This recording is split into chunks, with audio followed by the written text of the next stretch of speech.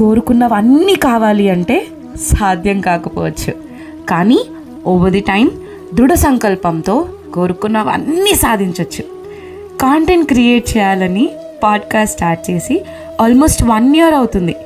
కన్సిస్టెంట్గా కాంటెంట్ చేయకపోయినా నా రొటీన్, నా లైఫ్ పర్సెప్షన్నే మార్చేసింది.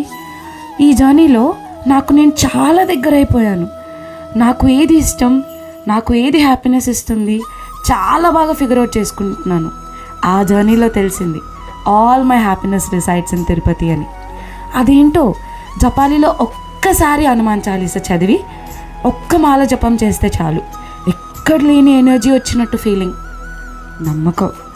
లైఫ్లో ఎంత పెద్ద టాస్క్ చేయాలన్నా స్వామి దర్శనం చేసుకుంటే చాలు ఏదైనా చేయగలను అన్న నమ్మకం. By the way, my dear journaling besties, అందరికీ హనుమాన్ జయంతి శుభాకాంక్షలు.